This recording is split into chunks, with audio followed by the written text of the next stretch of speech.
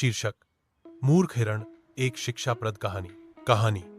एक हिरण जंगल में नहर के किनारे अपना प्रतिबिंब देख रहा था। उसने अपने सुंदर सींगों को देखकर कहा, वाह, मेरे सींग कितने शानदार हैं।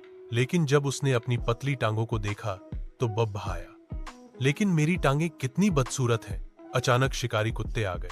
हिरण ने अपनी मजबूत टांगों की बदौलत तेज से भागना शुरू किया और कुत्तों से बच गया। मगर अफसोस, उसके बहे सींग झाइयों में फंस गया। कुत्तों ने उसे पकड़ लिया। अपने आखिरी लम्हों में हिरण ने कहा, अफसोस, मैंने अपनी शक्तिशाली टांगों को कम समझा और बेकार सींगों पर फख्र किया। सबक, खूबसूरती पर फख्र न करो। असली ताकत काम आने वाली चीज है जो में होती है। चित्रित रेखा चित्र।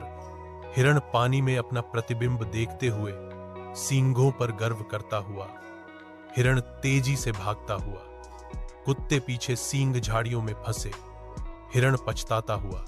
समाप्ति। वह खुदा ने हर चीज को किसी भी उद्देश्य के लिए नहीं बनाया गया है। हमेशा उसकी बुद्धि पर भरोसा रखें।